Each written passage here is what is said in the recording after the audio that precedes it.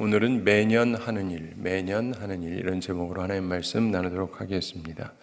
우리가 이제부터 사무엘상을 보게 됩니다. 사무엘상은 마지막 사사로서 사사시대하고 이 왕정시대를 연결시켜준 사무엘의 일생, 이 내용이 나오고, 그러면서 초대왕 사울의 일생, 그리고 다윗의 등장, 이 세 부분으로 나뉘어서 나오게 됩니다.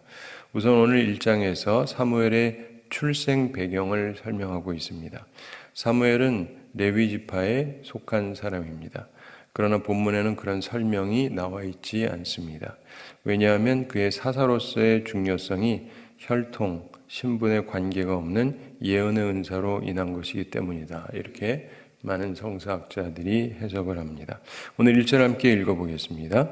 에브라임 산지 라마다임 소빔에 에브라임 사람 엘가나라 하는 사람이 있었으니 그는 여로함의 아들이요 엘리후의 손자요 도후의 증손이요 수베의 현손이더라. 아멘.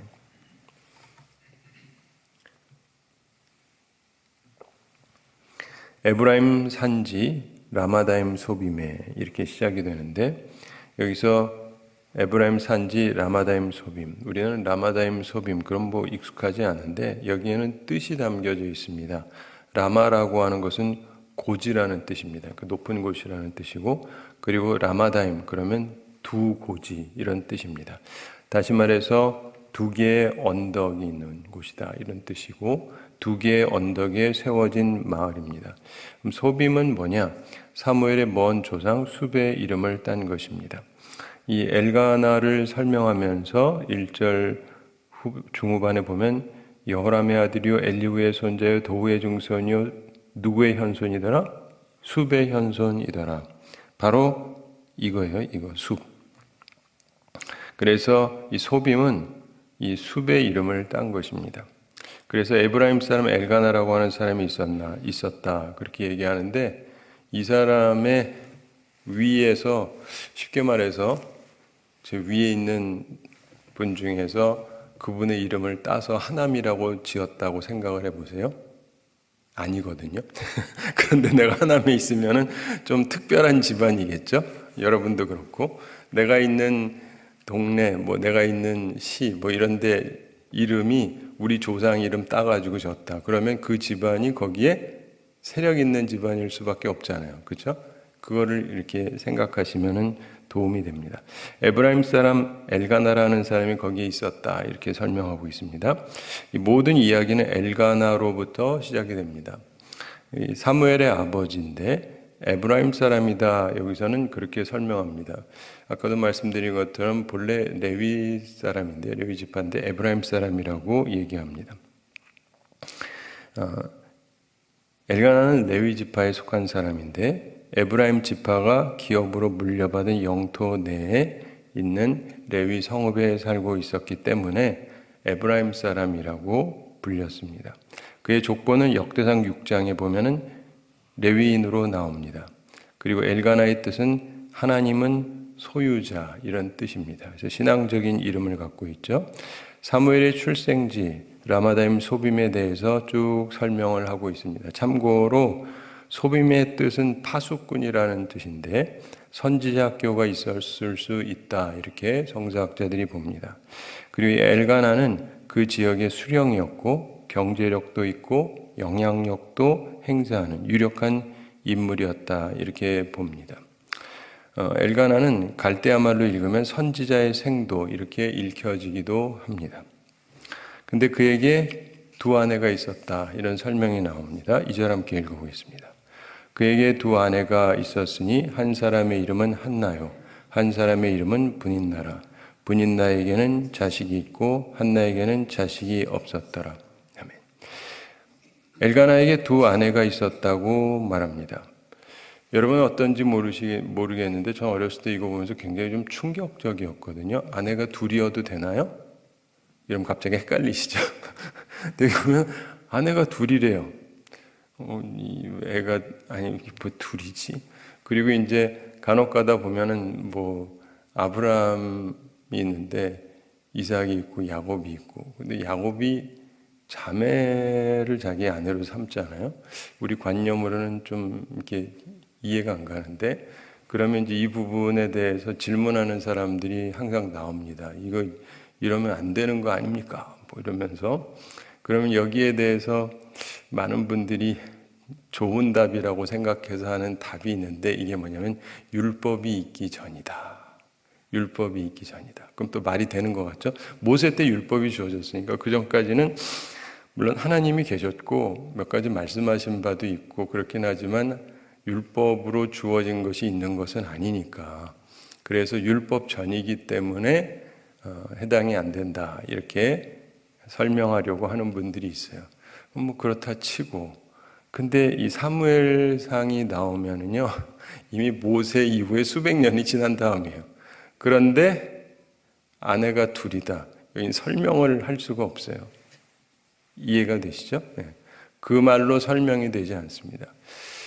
제가 이제 결혼에 관해서 성경을 보면서 쭉 연구를 해보면, 제가 이제 꼭 쓰고 싶은 책 중에 하나가 이제 결혼 신학인데, 그래서 쭉 살피면서 보면은 성경에 있는 결혼의 관념이 우리가 흔히 갖고 있는 관념하고 이렇게 꼭 일치하진 않아요. 다른 부분들이 있어요. 아까 말씀드린 것처럼 우리가 잘 아는 야곱 같은 경우 정식 아내가 둘이 있었고 정식 아내의 몸종이었던 둘하고 해서 여인이 4명 있었잖아요. 그리고 그 아들들을 전부 자기 아들로 삼아서 이게 이스라엘이란 말이에요. 이게 우리가 잘 아는 이스라엘의 족보 내용인데, 우리가 생각을 해보면 참 이상하죠. 하나님께서 왜 그렇게 하셨는가? 근데 거기에도 이제 담겨진 뜻이 하나 있기는 해요. 제가 창세기 강의할 때 말씀드린 적이 있는데 기억나시는지 모르겠지만 못 들은 분도 많이 계실 테고 오래전 얘기니까. 근데요, 우리는 흔히 생각하기를 혈통이 중요하다고 생각합니다. 그렇죠? 혈통. 그래서 훌륭한 아버지, 훌륭한 어머니, 그 밑에서 훌륭한 아이들이 태어나고 이렇게 대를 이어가고 이런 얘기를 하고, 요즘에도 그렇게 설교하는 분들도 많습니다. 믿음의 가문을 일으키자. 뭐 이렇게 하면 또 사람들이 멋있어 보이잖아요. 우리 집안이 믿음의 가문이 되자. 이렇게 부부가 나와 있으면 믿음의 가문이 되십시오. 세우십시오. 막 그러면 이제 아멘, 아멘. 우리가 그러자. 이런 데가 필요하니까 막 그러는데, 그거는 알겠는데, 그래서 뭐 노아도 그러고 이제 구원을 받고 그러긴 했는데, 사실은 이스라엘이라고 하는 거의 형성을 보면 이스라엘을 형성한 야곱은 아내가 몇 명이에요? 1명? 아니죠. 1명이라고 그러시면 굉장히 무식한 분이에요. 뭐가 어쩌다 1명이라고 말할 수는 없어요. 근데 여인이 한 4명이 있었는데, 그러면은 누구 아들을 해야 돼요? 자 보세요. 아브라함에게 아들이 여럿 있었어요. 첫 아들은 이스마엘입니다.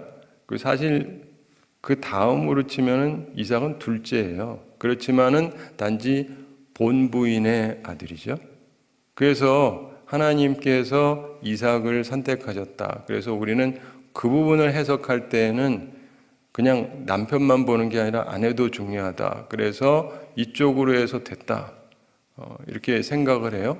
그리고 그 다음에 그러면 처음 아들은 여종의 아들이어서 그렇다 치고 사라가 죽은 다음에 아브라함이 후처를 얻습니다. 후처는 정식으로 결혼했다는 거예요. 그리고 거기서 아들을 또 낳습니다. 몇 명을 낳습니까? 6명을 낳아요. 그래서 아브라함에게는 믿음의 조상 아브라함은 7명의 아들이 있었는데요. 이러면서 우리 어렸을 때 맨날 노래 부르고 오른손 들어요, 왼손 들어요, 춤춥시다 뭐 하는데, 난 그거 할 때마다 이상한 게 왜 7이라고 그러지? 8인데. 그러니까 맨날 틀린 얘기하고 그 사람들이 7인 줄 알아요. 도대체 어디에서 나온 7이라는 수인지 알 수가 없어요. 근데 어쨌든 간에, 그런데 아브라함의 아들이다 그러면 우린 실제로 이삭 얘기만 하잖아요. 이삭만. 그러니까 부인이 여럿 있다고 해서 다 가는 게 아니다. 뭐 이런 식으로 생각하고, 그 다음에 이삭 다음에 야곱이 있잖아요. 근데 이삭이 아내가 몇 있었습니까? 이 사람은 하나였어요. 근데 아들이 몇 명 있었어요? 2 있었습니다. 쌍둥이. 엄마 아버지가 똑같아요. 그러면은 여기가 같이 하나님의 축복받는 걸로 내려가야 되잖아요. 그렇죠? 엄마 아버지가 같으니까. 그렇죠? 우리가 흔히 생각하는 이게 혈통으로 생각을 하면 엄마 아버지가 같으니까 그러면은 이 형제는 같이 가야 돼요. 그런데 하나님께서 둘 중에 누구를 택하셨는지 아시잖아요. 야곱을 선택했어요. 에서는 절로 갑니다. 그래서 에돔이란 나라를 따로 형성하게 되는데, 그러니까 여기서도 보게 되면은 부모가 똑같다고 해서 다 선택받는 게 아니라는 걸 보게 돼요. 혈통으로만, 이것도 약간 애매한데. 근데 그 다음에 야곱을 가면요 완전히 헷갈립니다. 왜요? 야곱이 본래 사랑하던 여인이 있었죠. 라헬이라고 하는 여성. 결혼하려고 그러고 다 약속을 해놨는데 결혼하는 날 장인어른이 살짝 사기를 쳐가지고 언니를 들여보내가지고 아침에 보니까 딴 여자예요. 그래가지고 이거 뭐냐 그랬더니 그 다음에 하는 말이 우리는 언니부터 보내야 되니까 할 수 없다. 그냥 둘 다 데리고 살아라. 그러면서 7년 봉사했는데 7년 더 봉사하라는 거예요. 14년치 연봉을 그냥 다 뺏어 드시려고. 어렸을 때 보면서 이제 머리가 복잡한 거예요. 누가 진짜 부인이냐, 본 부인이냐. 그럼 이제 이쪽 저쪽 갈라져요. 그래가지고 본래 라헬이 예쁘고 그쪽이랑 하려고 했으니까 라헬이죠 하는 분. 그리고 어떤 분은요 자기가 좀 못생기고 여러모로 밀리는 분은요 아니래, 레아래. 왜냐면 레아가 먼저 결혼했으니까 레아래. 그리고 레아가 애도 많이 낳았고, 그리고 이제 그 다음에 나중에 라헬이 먼저 죽죠. 그리고는 레아랑 살면서 나중에 이 야곱이 자기가 묻힐 때 자기가 본래 그렇게 사랑했던 라헬 옆에 묻어라 그러지 않고 이 레아 옆에 묻으라 그러거든요. 그러니까 봐라, 본부인은 레아야 이러면서 막 주장을 합니다. 그래서 누가 진짜냐, 뭐 이러면 누가 인정을 받느냐, 막 이런 얘기를 토론하는데 이거 다 쓸데없는 거예요. 제가 지금 하는 얘기들이 이런 걸 다 알아서 막 챙기라는 게 아니라 이런 족보 얘기 쓸데없는 건데, 왜냐하면 하나님께서는요 이쪽 저쪽 다 선택하죠. 게다가 몸종으로 있었던 사람들의 아들 둘 해서 넷도 아들로 받으세요. 우리가 알고 있는 혈통적인 관념을 완전히 파괴하시는 거예요. 그렇죠? 꼭 본부인이어만 해야 되는데, 근데 본부인이어도 아닌 건 아닌데, 그리고는 이거는요 뭐 두 부인에다가 게다가 이쪽은 그 몸종인데 그거 해가지고 한 것도 하여간 전부 아들이다 봤잖아요. 그러니까 성경은 시작부터 혈통으로 가는 게 아니에요. 이걸 이해하셔야 돼요. 신약에서 혈통으로나 육정으로 나지 않는다고 분명히 요한복음에서 얘기하지만 구약 자체를 봐도 우리가 생각하는 그런 혈통으로 가는 게 아니에요. 그러니까 혈통으로 자꾸 이런 생각을 가지시는 분은 성경을 전혀 이해를 못하는 분입니다. 한 가지로 보면 맞아요, 그 말이. 그런데 다른 부분이랑 보고 총체적으로 보면 하나님은 혈통으로 가시는 분이 아닙니다. 그걸 잊지 마셔야 돼요. 근데 어쨌든 간에 여기에서도 보게 되는 것은 그에게 두 아내가 있었다. 이거요, 설명이 좀 곤란합니다. 왜 아내가 둘이 있었나? 설명을 하고 있지 않아요. 근데 한 가지 분명한 것은 좀 전에도 그 사람의 이 얘기를 조금 했던 것처럼 그 지역 자체가 이분의 조상 이름을 따서 한 거고, 그리고 아내가 둘이 있으려면 일단은 가난하면 곤란해요. 한 부인 모시고 사는 것도 참 쉽지가 않은데, 많은 남성들이 느끼는 게 그거잖아요. 요즘 남자들이 결혼 안 하겠다 그러잖아요. 왜냐하면 한 분 모시고 사는 것도 쉽지 않다고 생각해서, 그리고 한 명이랑 결혼해서 애 낳고 사는 것도 쉽지 않다고 생각하는데, 이거는 도덕적으로 비난하기에 앞서서 아주 현실적으로 생각을 해보면 두 아내가 있다는 거는 돈이 있다는 얘기예요.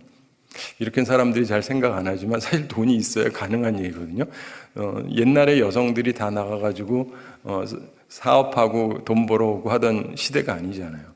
그러니까 이게 남자가 다 벌어먹여야 되는데, 이 이야기는 이 사람이 경제력이 있었다는 얘기입니다. 그 지역 안에서도 굉장히 알려진 사람이고 그러던 사람이에요. 근데 숙제가 뭐냐면 이 사람은 레위 지파란 말이에요. 그러니까 레위 지파는 좀 더 구별된 사람인데, 그럼에도 불구하고 이 사람이 하나님의 법을 안다면 한 여인을 얻었어야 되는데 두 아내를 얻었잖아요. 그 얘기는 뭐냐면 가르침하고 실제하고는요 항상 일치하는 게 아니에요.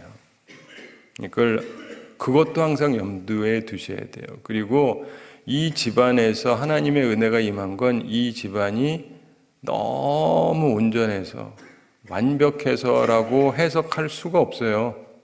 이해가 되시죠? 예. 목사님이 부인이 둘 있다, 훌륭하시다라고 말하기 조금 애매하잖아요. 그런 거랑 비슷한 거예요. 그럼에도 불구하고 여기서도 하나님께서 쓰는 인물이 나왔다는 거예요. 이거를 아는 게 굉장히 중요합니다. 하나님께서 누군가를 사용하실 때 하나님께서는 그 집안이 꼭 깨끗하고 그래서만 쓰시는 게 전혀 아니에요. 그래서 하나님의 선택은요, 우리가 이해하기가 어렵고 그래서 은혜예요. 은혜. 왜냐하면 내가 받을 만한 입장이 아닌데 주시니까 은혜는 값 없는 거라고 그러거든요. 값이 없는 게 아니라 사실은 값을 매길 수가 없는 거예요. 근데 거저 주시는 것. 그래서 우리 신앙생활에서 중요한 게 그겁니다. 저는 이거를 어느 때 깨달으면서 굉장히 제 생각이 많이 바뀌었는데, 어려서부터 저는 이제 그래도 목사님 가정에 태어나고 목사님 가정에서 자라고 하니까 세속적인 거 별로 안 하고 그러면서 깨끗하고 잘 살고 뭐 이러는 것만 생각하다가 어느 날 제가 말씀을 보다가 언젠가 한번 말씀드렸는데, 성경을 보면서 제일 저한테 소화가 안 되던 부분 중에 하나가 예수님이 가르치던 것 중에 두 사람이 와서 기도를 했다. 그러면서 한 사람은 주님께 감사하면서 주님, 저는 신앙생활 제대로 한다고 쭉 열거하면서 저기 있는 저 세리 같지도 않고 그래서 감사합니다 라고 기도했고, 세리는 와가지고 하늘을 감히 눈을 들어서 하늘을 쳐다보지도 못하고 고개를 숙이고 가슴을 치면서 주님, 저를 불쌍히 여겨주십시오, 저는 죄인입니다, 그랬다는 거예요. 근데 예수님께서 뭐라 그러시냐면은 그 세리는 의롭다함을 받고 내려가고 이쪽은 아니다 이렇게 얘기하는데, 여러분은 어떠신지 모르겠지만 특별히 죄를 많이 지으신 분들은 이 얘기가 너무 은혜롭지만, 저처럼 어려서부터 술, 담배 하지 말고 나쁜 짓 하지 말고 어쩌고저쩌고 그래가지고 정말 열심히 살아오던 사람은요, 머리가 쥐가 나는 것 같아요. 나는 남보다 교회도 열심히 나오고 하라는 거 다 하고 있는 대로 최선을 다해서 살아가는데, 주님, 저는 열심히 하고 있습니다, 저는 저런 사람 같지 않습니다, 이런데 주님은 하나도 안 기뻐하시고 와가지고 죄만 짓다가 와가지고 죄송합니다, 저 죄인입니다, 용서해 주세요, 그러면 주님이 그래 네가 예쁘다 하신다는 게 나로서는 이게 소화가 안 되는 거예요. 솔직히. 그런데 어쨌든 그게 주님의 가르침이니까 받아들여야 되잖아요. 내가 예수님도 아니고 예수님이랑 뭐 싸워서 될 일도 아니고. 그러면서 생각을 많이 하게 됩니다. 그러면서 하여간 하나님의 마음은 그렇구나, 우리하고 달라요. 우리는 그 사람의 과거 행적이나 어쩌고 저쩌고 지금도 그렇고 하여간 맨날 그런 거 따지잖아요. 그래가지고 그걸 가지고 얘기를 하는데, 주님은 그런 분이 아니시라는 것, 그거를 이해하는데 굉장히 힘들어요. 굉장히 힘듭니다. 그리고 그 다음에 주님께서는 죄인도 사랑하신다. 내가 죄인일 때는 듣기 좋은데 저 사람은 저러면 안 되는데, 그렇죠? 레위인인데 부인도 둘 두고 있고 잘 먹고 잘 살고 이게 좀 모양새가 안 좋지 않습니까? 그런데 주님께서 그 가정에 결국은 복을 주시는 것인데, 그런 걸 보면서 조금 불편할 수가 있어요. 근데 하나님의 마음을 이해하려고 노력하셔야 돼요. 하나님께서는 완벽한 자를 찾고 있는 분이 아니구나. 대신에 전심으로 하나님을 찾는 사람을 찾기는 하세요. 완벽한 게 아니라 하나님을 진짜 찾는 사람, 이런 사람을 찾기는 하시는데, 우리의 생활이 꼭 완벽하기 때문에 그 사람을 쓰시고 그 사람에게 꼭 복을 주시는 것만은 아니다라는 것도 기억을 하셔야 돼요. 그래서 그에게 아내가 둘이 있었다. 그래서 아무리 이리 보고 저리 봐도 이거는 정당하게 얘기하기 힘듭니다. 그럼에도 불구하고 또 이제 변호하는 분들이 찾아내는 이유가 있습니다. 이유는 있어요. 이유가 뭐냐면, 유대인들 같은 경우는 옛날에, 그러니까 성경에 없는 얘기예요. 성경에 없지만 이렇게 외적으로 유대인들의 역사랑 이런 걸 살피다 보면은 결혼하면은 부인은 항상 뭘 해야 되죠? 아이를 낳아야 돼요. 특별히 아들을 낳아서 대를 이어가야 되는데 부인이 애를 못 낳아요. 이런 경우 어찌할 것이냐. 이게 숙제 중에 하나예요. 그래서 유대인들이 그거 가지고 고민하다가 불임여인, 그런 아내를 어떻게 할 거냐. 그래서 1년, 2년, 3년, 4년, 5년, 6년, 7년, 8년, 9년 계속 애를 못 낳는다. 10년까지 못 낳으면 이혼해도 된다라고 그 당시에 사람들이 그랬다고 그래요. 이스라엘의 다른 쪽 문헌을 보면. 그래서 남편이 10년 참아줬으면 참아준 거다. 충분히. 그리고 부인도 그쯤 되면은 자기가 할 바를 못했으니까 어쩔 수가 없다. 그래서 이혼증서 써서 보내고 딴 여자를 얻어도 된다. 그래서 그렇게 했대요. 근데 이 사람은 아내가 둘이 있잖아요. 그리고 그 한나가 애를 못 낳는데 그래서 사람들이 추정하건대 10년이 되도록 애를 못 낳지 않았을까? 성경에 없어요. 근데 그러지 않았을까? 이것도 이제 추정이니까 꼭 그렇다고 그렇게 얘기하시면 안 돼요. 근데 그럴 수 있고 그래서 딴 여인을 얻어서 애를 낳았어요. 근데 이 본부인을 버리지 않은 것이다 라고 해석하기도 해요. 그럼 조금 약간 그래도 좀 낫잖아요. 여성들 입장에서. 그래도 본부인을 버린 건 아니니까.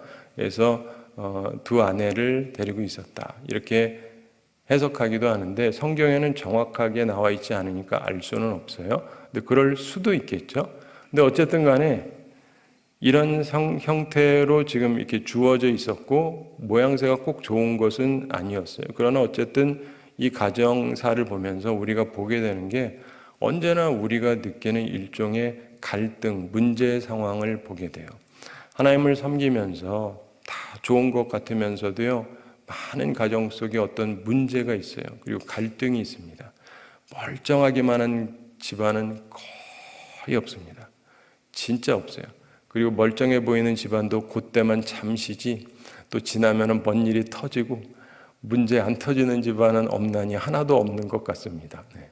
각각 문제 상황이 좀 다르죠. 그런데 어쨌든 그런데 여기에서도 그 문제를 보게 돼요.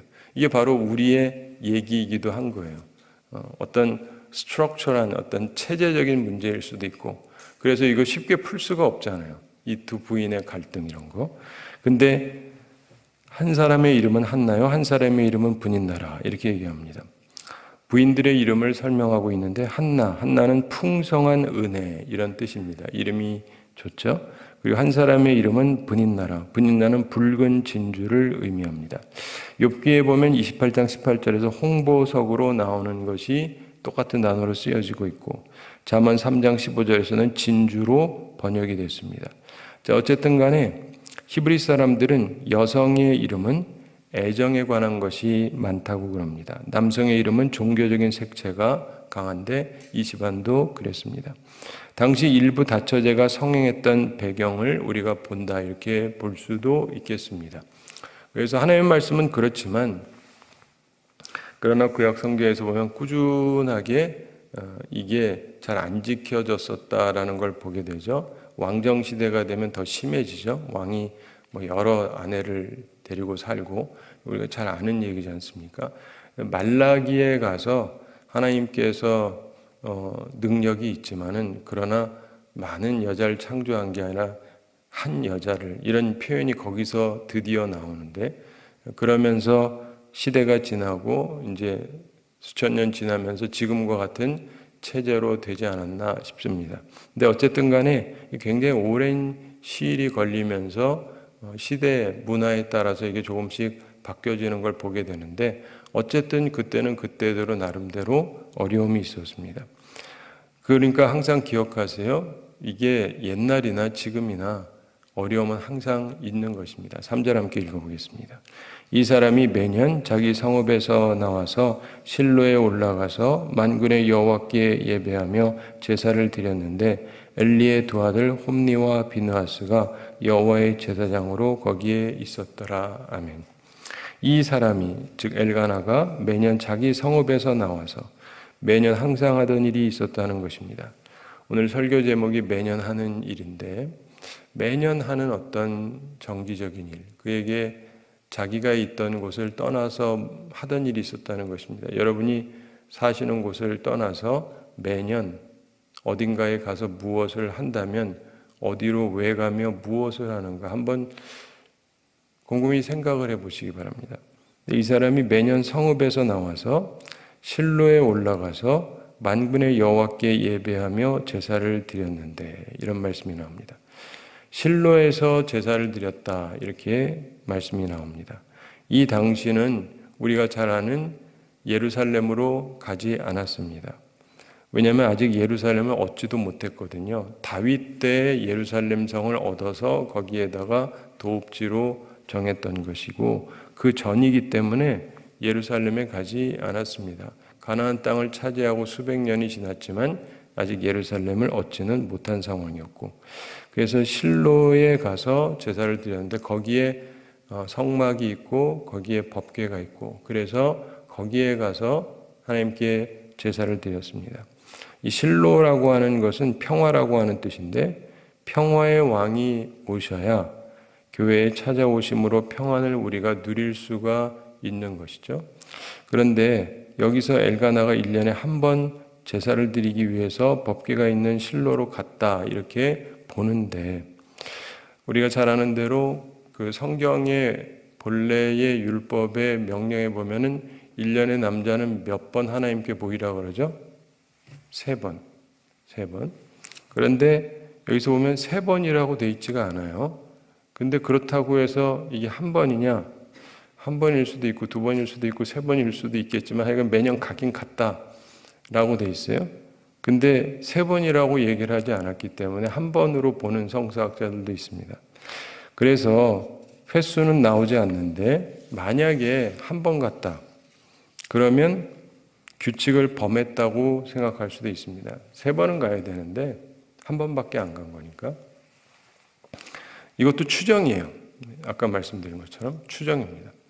그런데 레위인으로서, 더구나 영향력이 있는 종교인으로서 만약에 1년에 한 번밖에 안 갔으면 그는 훌륭한 신앙인이라고 보기는 힘들다, 이렇게 보는 성서학자들이 있습니다.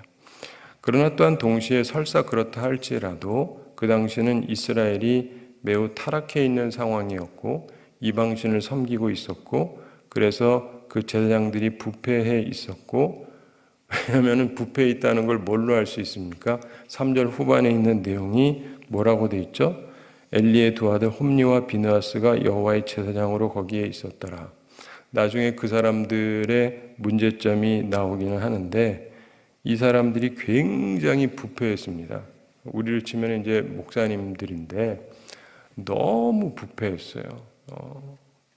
우리 흔히 볼 수 있는 그 재정적인 부패, 교회 돈을 자기 마음대로 막 갖다 쓰고 막 이런 식의 해서는 안 될 재정 비리, 이런 것들이 이들에게 있었고, 그리고 성적인 문제점도 아주 있었는데, 그것도 어디 저기 멀리 가서 그러는 게 아니라 회막 안에서 수종드는 여인들하고, 그래가지고 이게 굉장히 심각한 문제를 일으켰습니다. 돈 문제, 여성 문제, 이런 것들이 모두가 알도록 하고 있던 시대였습니다. 그렇다고 한다면 교회를 다니고 싶겠어요? 무슨 말인지 아시죠?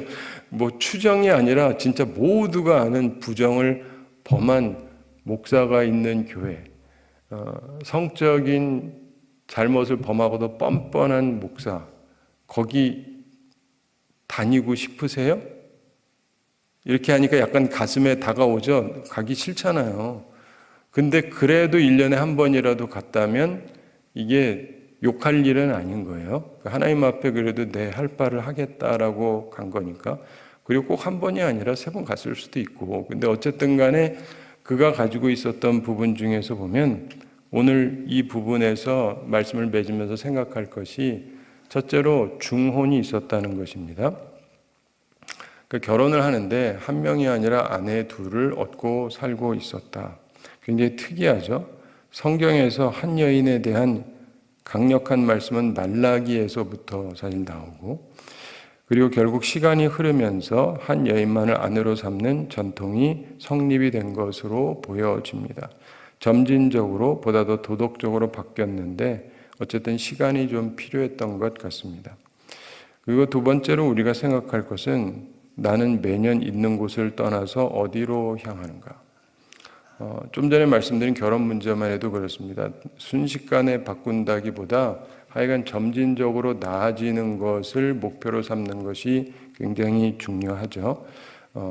구약에서도 보면은 그 이방 여인이랑 결혼했던 부분에 대해서 단호하게 했던 내용도 나오기도 하고 수많은 얘기들이 나오기는 하는데 신약에서도 안 믿는 남자랑 결혼했으면 어쩔 것이냐, 이혼할 거냐, 그냥 살 거냐, 뭐 이런 얘기도 나오고, 그래서 결혼이라든가 이혼이라든가 이런 이슈들은 이런저런 시대의 그 상황과 이런 거에 따라서 굉장히 복잡한 요소들이 있습니다. 근데 어쨌든 간에 우리가 하나님의 말씀을 보면서 우리 시대에 맞는 거를 생각할 필요도 있고, 또한 어떤 면에서는 죄가 있음에도 불구하고 그렇다고 해서 하나님의 은혜가 임하지 않는 것은 아니라는 것도 항상 기억할 필요가 있어요. 이게 왜 중요하냐면은 자기가 집안 자체가 너무너무 좋아가지고 그런 분도 있을지 모르지만 그런 분은 별로 없거든요.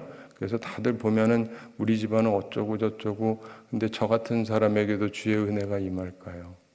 임할 수 있습니다. 제가 그 말을 하려는 거예요. 복음의 힘은 그런 거예요. 우리 어머니가 본부인이 아니어도 그리고 하여간 이런 어떤 저런 이유가 있다 할지라도 하나님이 은혜를 베푸시면 12지파에도 들어오기도 하고 그렇잖아요. 그러면서 하나님의 은혜 가운데 거하게 되는 거예요. 그러므로 항상 혈통에 매달려 가지고 그러지 마시고, 혈통은 뭐 바꿀 수도 없잖아요. 그리스도 안에서 우리는 새로운 피조물로서 새로운 가족을 형성하고 살아가는 거니까 그걸 항상 염두에 두시고요. 그리고 그 다음에 기억할 것은 매년 나는 있는 곳을 떠나서 어디로 향하는가.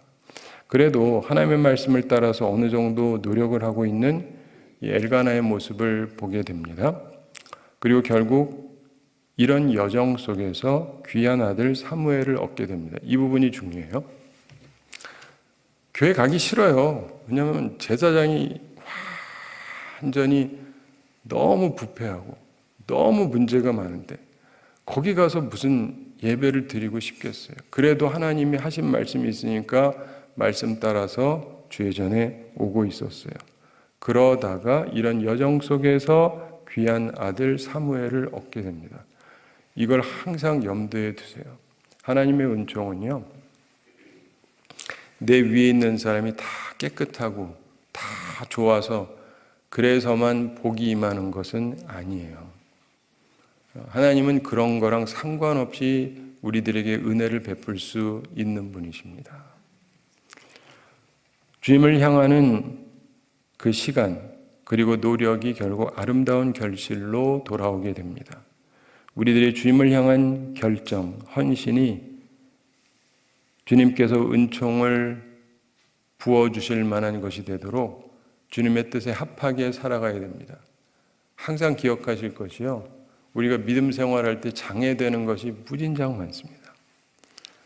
장애되는 게 무척 많아요. 주님 앞에 나오는데 모든 게 다 좋아서 주변 사람들도 다 좋고, 목사님도 좋고, 사모님도 좋고, 장로님도 좋고, 권사님도 좋고, 집사님도 좋고, 찬양대도 좋고, 다 좋고, 부목사님도 좋고, 전도사님도 좋고, 다 좋고, 이러기만 하면 얼마나 좋겠어요. 그런데 꼭 그렇지 않습니다. 어떤 곳은요, 진짜 하나도 뚫고 가기가 쉽지 않을 정도로 하나하나 걸려들어요. 이 사람을 봐도 시험 들고, 저 사람을 봐도 시험 들고. 근데 제일 괴로운 게 목사님이 부패한 것은 더 힘들죠. 근데 그런 거를 뚫고 주님 앞에 나갈 수 있느냐? 근데 이걸 뚫고 가던 사람에게 하나님의 은혜가 임해요. 이거를 기억을 하셔야 돼요. 핑계댈 건 수없이 많습니다. 교회 안 나갈 이유는 수없이 많아요. 그렇지만 그걸 뚫고 주님 앞에 나오셔야 돼요. 그게 내 삶에 결정되어져 있고 몸에 밴 것이 돼야 돼요. 그러다 보면 주님께서 결정적인 순간에 결정적인 은총을 베풀어 주십니다. 이걸 기억하면서 하나님 앞에서 항상 온전한 뜻을 정하시고 온전하게 살아가는 우리 모두가 되기를 바랍니다.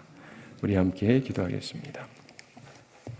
사랑의 하나님 아버지, 우리를 사랑하시고 오늘도 저희에게 귀한 말씀 주심을 감사드립니다. 주의 말씀을 기억하면서 저희들이 온전하게 살아가게 하여 주시옵소서. 우리들을 하나님께서 사랑하시고 택하시는 것이 꼭 우리가 온전해서만은 아니라는 것 기억하게 해주시고 오로지 하나님의 은혜 때문에 우리가 은혜 받는다는 것을 온전히 깨닫게 하여 주시옵소서. 또한 주님께서 우리에게 은혜 베풀어 주실 때 우리 주변에 참 걸리는 것도 많고 시험되는 것도 많지만 그러나 주님 앞에 꾸준하게 나아갈 때 주께서 그 가운데 결정적인 순간에 복을 주신다는 것을 다시금 저희들이 깨닫고 주님 바라보면서 평생의 삶에서 흔들리지 않는 믿음의 삶, 승리의 삶을 살아가는 주의 백성들 다 되게 하여 주시옵소서.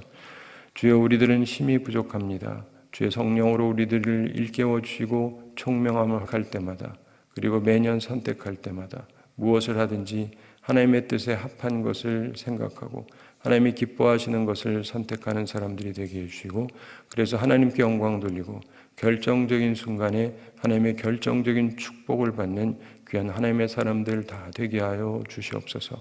감사드리며 예수님의 이름으로 기도드리옵나이다. 아멘.